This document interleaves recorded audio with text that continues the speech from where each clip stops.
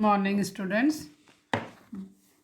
MA final के भारत में public administration in India के विद्यार्थियों के लिए एक महत्वपूर्ण टॉपिक भारत का नियंत्रक एवं महालेखा परीक्षक controller and auditor general of India, जिसको शॉर्ट शब्दों में कैग भी कहते हैं, इस महत्वपूर्ण विषय के ऊपर आज हम एक वीडियो व्याख्यान लेकर आपके समक्ष प्रस्तुत हैं। तो भारत का नियंत्रक एवं महालेखा परीक्षक एक महत्वपूर्ण पद भी है और भारत में प्रशासन के विद्यार्थियों के लिए एक महत्वपूर्ण टॉपिक है। आपने नियंत्रक एवं महालेखा परीक्षक का नाम सुना होगा, अखबारों में भी सुना होगा, मीडिया रिपोर्ट्स में भी सुना होगा कि नियंत्रक परीक्षक की कैग की रिपोर्ट आई है और कैग की रिपोर्ट में ये लिखा है या ये नहीं लिखा है, या इस पे उसने ऑब्जेक्शन दर्ज कराया है और संसद के समक्ष उसने अपनी प्रस्तुत प्रतिवेदनों में विभिन्न बिंदुओं को उठाया है। तो ये अति महत्वपूर्ण विषय है और इसके ऊपर अभी अपन वीडियो लेक्चर के ऊपर चर्चा करेंगे। देखिए, अपना जो भारत है एक डेमोक्रेसी वाला सेटअप है।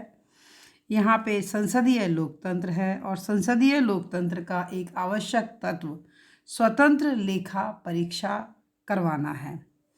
तो स्वतंत्र जो ऑडिट होती है वो किसी भी व्यवस्था का एक ट्रांसपेरेंसी सिस्टम होता है, पारदर्शिता होती है और पारदर्शिता के तहत ये बताया जाना प्रशासन के सामने और सरकार के सामने कि जो भी आय व्यय खर्चा जो भी हुआ वो नियमों के अनुरूप हुआ या नहीं हुआ।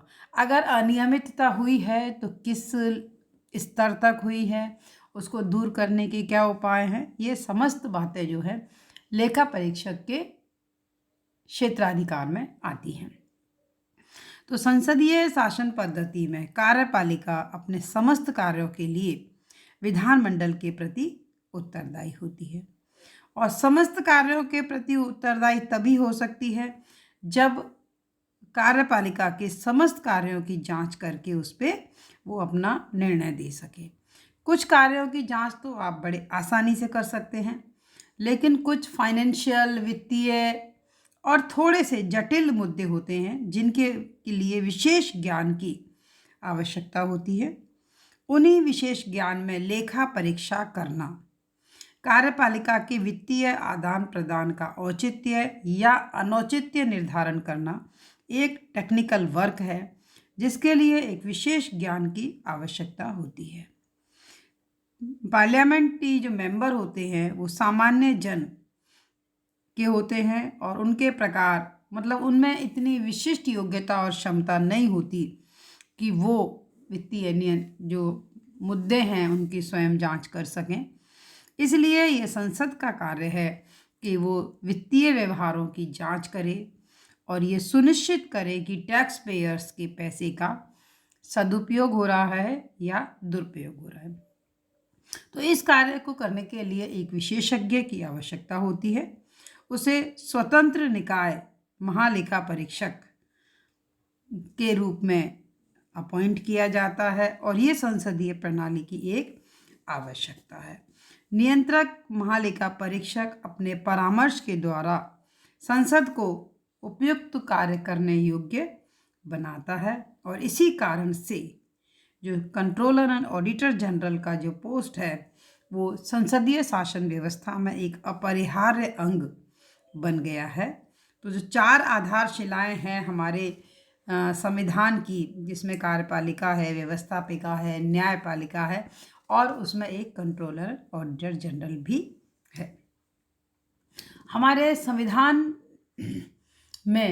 संविधान निर्माताओं ने जो है एक उत्तरदायी शासन की व्यवस्था की है और उत्तरदायी शासन का एक ये आवश्यक तत्व है। कंट्रोलर एंड ऑडिटर जनरल की जो एक भूमिका है वो एक प्रहरी की भूमिका है। अंबेडकर ने कहा था कि वो कंट्रोलर एंड ऑडिटर जनरल को एक महत्वपूर्ण जिम्मेदार अधिकारी के रूप में देखते हैं, क्योंकि लगभग सभी देशों में इनके जितने अधिकारी होते हैं समकक्ष उनके पास में लेखाकार के व्यापक कार्य होते हैं, लेकिन नियंत्रक और महालेखा परीक्षक के और भी अधिक होते हैं। किसी भी खाते, किताब, कागजात, लेन देन, जिस भी दस्तावेज से कैश का लेन देन होता है वो लेखा परीक्षण के दायरे में आते हैं और उनको मांगने का अधिकार कंट्रोलर ऑडिटर जनरल को है। इनको सर्वोच्च न्यायालय के न्यायाधीश की हैसियत और तनख्वाह मिलती है। इनका पद और पदावधि जब सर्वोच्च न्यायालय के न्यायाधीश जितनी होती है। इनको सिर्फ महाअभियोग के तरीके से ही हटाया जा सकता है। वो संविधान के दायरे में रहकर जो काम करता है और संविधान की शपथ लेता है और संविधान की रक्षा करता है। तो भारत की संचित निधि में से व्यय किए जाने वाले सभी लोक धनराशियों की परीक्षण करता है। स्थायित्व एवं पद की सुरक्षा इसको प्रदान की गई है। ये 6 वर्ष तक अपने पद पर रहता है और इसको हटाया नहीं जा सकता। सिर्फ महाभियोग की प्रक्रिया के द्वारा ही इनको हटाया जा सकता है और सेवानिवृत्ति के पश्चात इनकी पुनर्नियुक्ति के ऊपर प्रावधान नहीं है। इनको पुनर्नियुक्त नहीं किया जा सकता।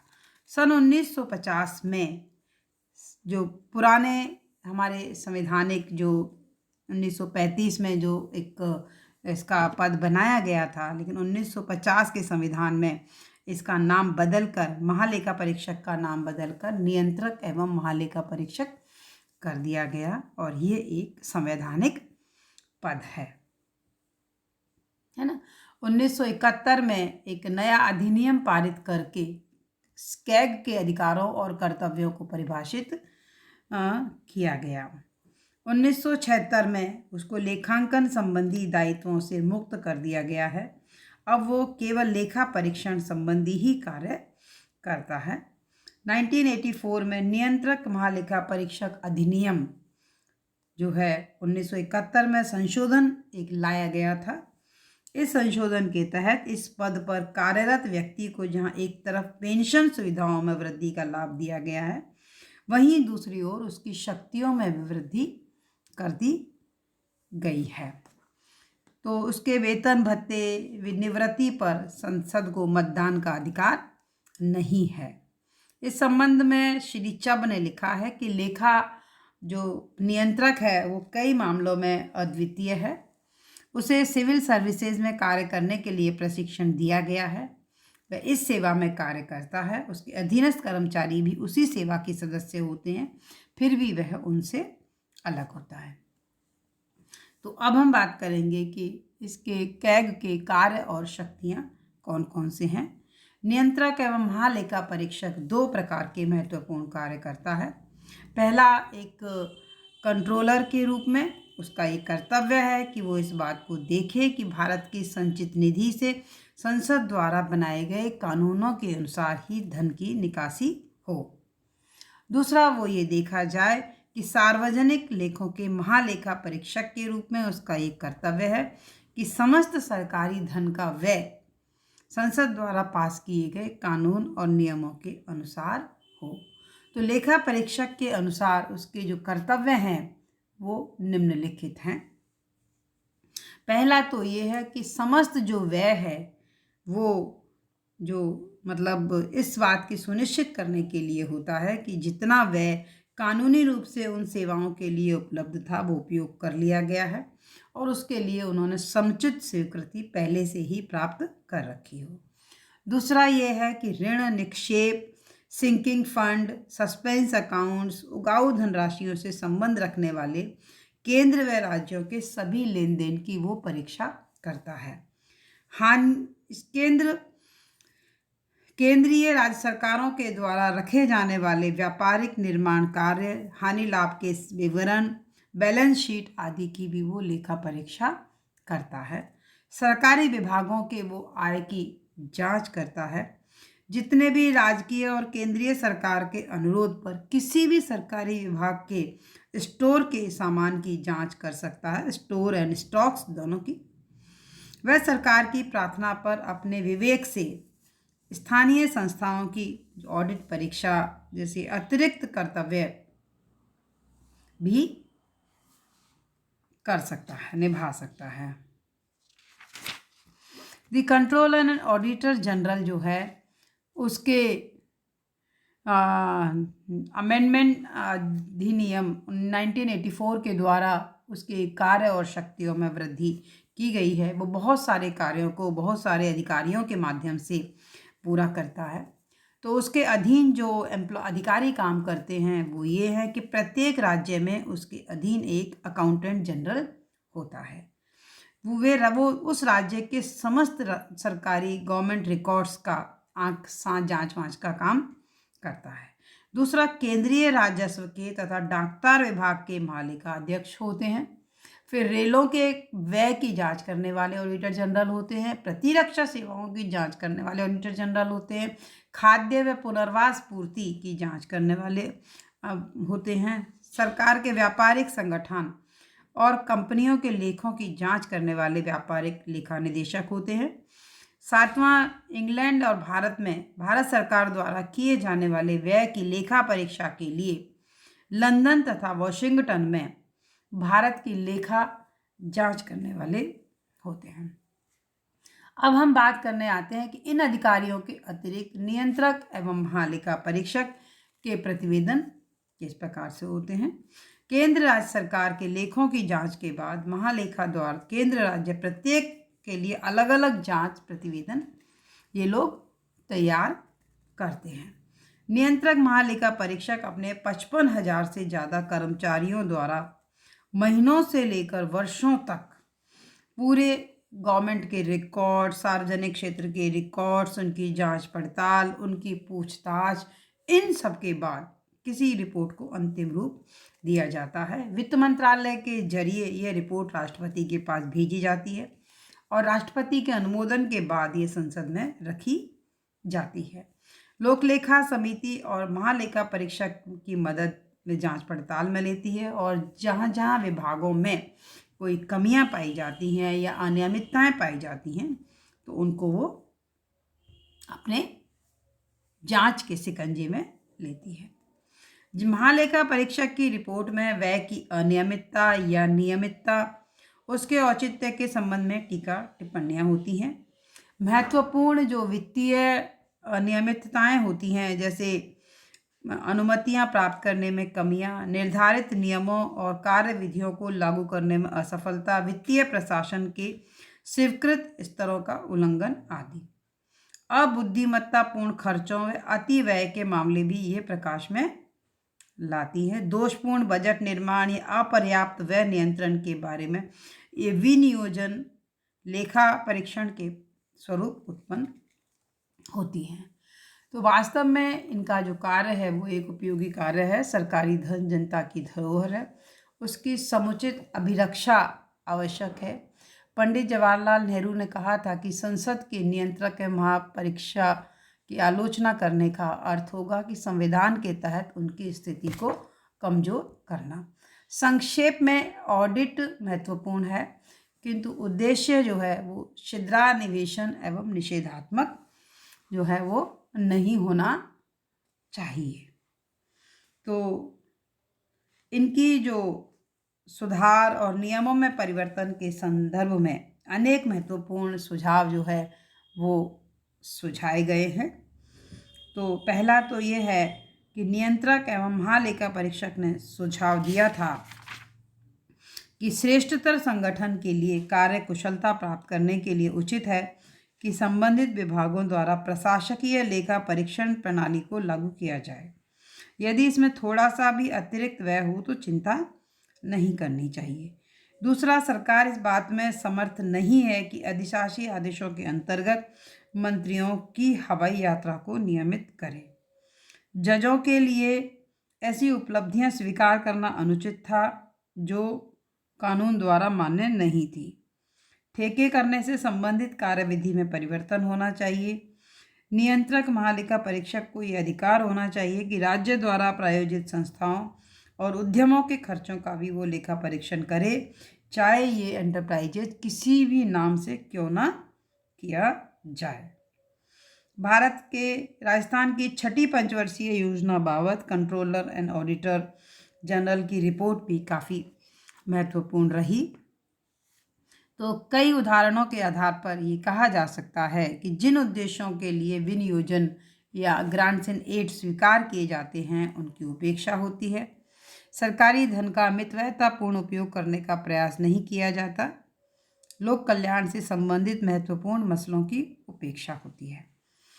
तो अनेक ऐसे मौके आते हैं जब कंट्रोलर ऑडिटर जनरल की रिपोर्ट की वजह से बहुत हड़कंप या जो है स्थितियों में आलोचना का विषय बनता है। वो फोर्स का जो मुद्दा सामने आया था वो भी कंट्रोलर एंड ऑडिटर जनरल की रिपोर्ट में ही आया था, है।